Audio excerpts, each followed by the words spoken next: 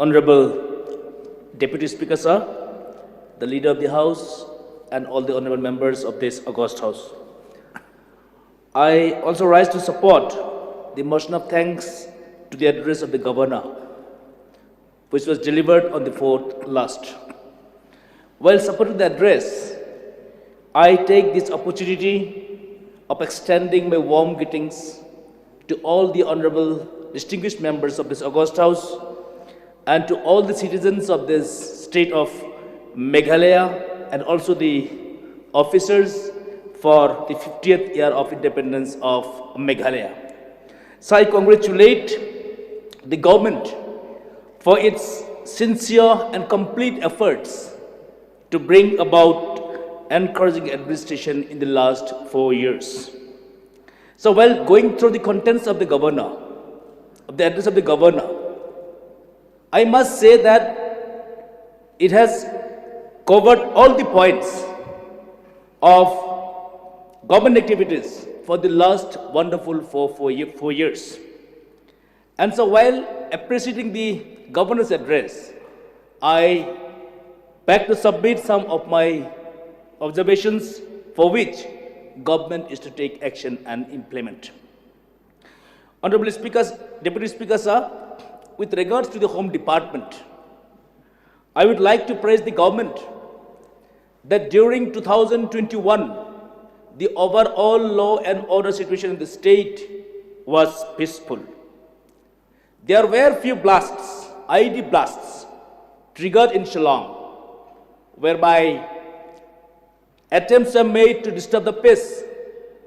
However, the situation was well addressed. Police acted swiftly and effectively to arrest the culprits involved. I take this opportunity to welcome the SNLC for expressing its willingness for unconditional talks with the government within the framework of the Constitution of India. So this is a major development about bringing lasting peace in the state. And I really salute the government's commitment that this talk will come to a logical conclusion. I would praise the government for its commitment to resolve the long pending border issues, for which the Honorable Chief Minister has today spoken on the floor of the House. What they have done, the Chief Minister of Assam and Meghalaya, they have tried their best in all the last 4 years, and the time has come that the border issues will be resolved once and for all. I believe, I have full confidence over the leadership of our Chief Minister that these border issues, which has been here in the state for many years, will be resolved in next few months. Honorable Deputy Speaker, sir, with regards to the road sector, I must appreciate the various unbelievable development that has happened during the recent preceding years. Under the Northeast Special Infrastructure Development, the Ministry of DONA has sanctioned 10 projects at a total cost of rupees 253 crores. And I am very happy to mention here that the Agia Medipara Fulbari Tura Road has been included in this scheme. Here, I would request the government to please include another road under my constituency, the road that starts from Fulbari Jinning Mill to Nidanpur via Haribhanga. The road is only about 12 kilometers. I would request the government, I would request the department to please take up this road under this Northeast Special, under this special scheme. So here, since I'm talking about the PWD department, I take the opportunity to discuss about the plight of our small contractors. So in many cases I have seen, and it's a known fact, that 2% earnest money in advance is asked along with the tenders. So it's a known fact, this is just an endeavor to get rid of the small contractors. This is just an endeavor to deprive our contractors, our small contractors, because there are many contractors who are not able to pay this advance 2% earnest money. So today I take this opportunity to request our Deputy Chief Minister in charge, PWD, and all the PWD officials and the government to kindly consider this advance earnest money, so that our own contractors, our local contractors, they can cast tenders.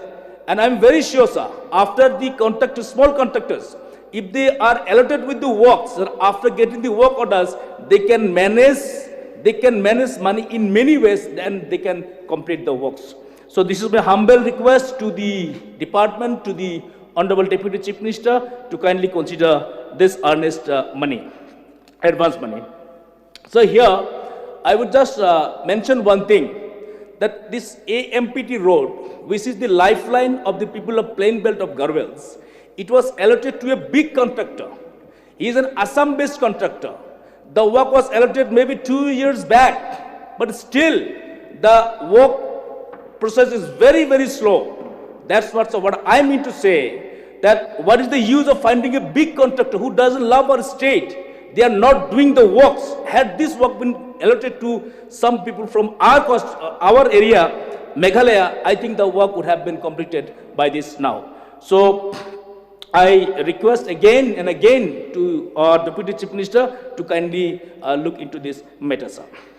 Honorable Deputy Speaker, sir, with regards to the Education Department, I appreciate the government for improving the education system at all levels.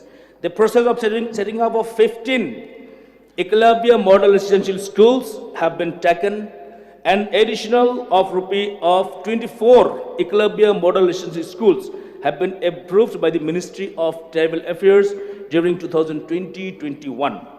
Here, I would request the government to kindly set up an EMRS school at Fulbari under Damdama Development Block. So, since I am talking about the education system, I would request the government of the day to kindly look into the salary matter of the SSA teachers. So it's a known fact that the teachers have been without salary for last many months. Everybody knows, I also know, you know, even the teachers know that these SSA schools are sponsored by the central government. Their salaries are borne by the central government. It's really a fact. But still, where these SSA teachers will go and request, are our SSA teachers, do they have the capacity to go to Delhi and ask from the Delhi for the salaries? No, that's what, sir. They have no other options. That's why sometimes they sit in demonstration, they opt for dharna. Doesn't mean that they are pressurizing the government. We should not understand this, that they are pressurizing us. They are not pressurizing. This is just an endeavor that they are trying to fill the ears of the government, that their plight may kindly be looked into. This is really, sir, I really feel bad. This is a high time. This is a really very high time for us, for the government to wake up, for the department to wake up, and not only the teachers, even what I feel, we the MLS and all the government officials, I mean all the people that we are in the government, should also go for dharna in Delhi to release for all these pending salaries. I must say here that, sir, this as the teachers are without food sometimes. They don't have even capacity to pay the school fees for the children.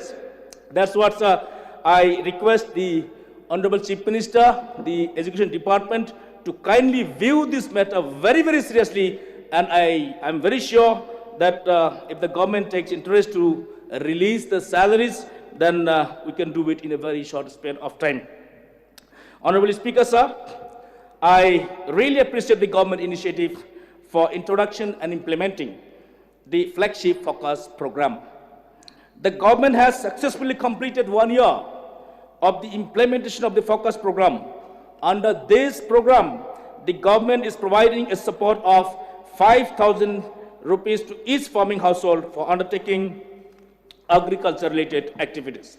Till date, 5,400 producers groups comprising farmers from almost 72,000 households have been formed. I am here to inform the government that under Fulbari, the focus program is yet to be implemented. So for my knowledge goes, the NGO that was entrusted with the task of forming the PGs in Fulbari, they have been able to form at least 237 groups, and many of these groups have already opened up their accounts in the bank. But till now, this money has not been given to the farmers. So I take this opportunity to request the government, request the Honorable Chief Minister to kindly disburse the financial aid to the farmers under Damdama block. Honorable member, please try to wind up, because time allotted to you is going to be... Honorable, just 2 minutes, sir. Honorable Deputy Speaker, sir, in the power sector, it has been learned that construction of new 33 by 11 kV substations at Chibinang has been completed. There is a huge voltage problem in my constituency, sir. I request that the new 33 by 11 kV substations may kindly be charged at the earliest, so that voltage issue is gone from my area. Here, I must not forget the attitude of the FATCO, the company that is operating in my area. The main task of the company is to collect revenue, only to collect money from the people, what I experienced in the last few months. So in many occasions I have seen that this company is not maintaining. Their task is not only to collect revenues, their task is also to maintain the poles, the wells, everything, but these things are hardly seen. So I have experienced, and even now at this point in time, even yesterday or day before yesterday, this company has disconnected electricity in my constituency in many villages. Suppose in a village, there are 100 houses, 100 consumers. Suppose out of these 100 consumers, 30% they have cleared their dues. But the company, whenever go to the village, they don't see this, who have given the dues or not. They used to disconnect the complete village, which I personally feel the government should take keen interest. The government should look into this matter, and they should warn the company not to do such illegal things. I think, sir, this is illegality being done to the consumers of my constituency, and I request the department, the power minister, to kindly look into this matter, sir. With these few words, please wind up. With these few words, looking forward for positive outcome of my discussion on the floor of the House, I resume my seat, sir. Thank you, sir. Thank you.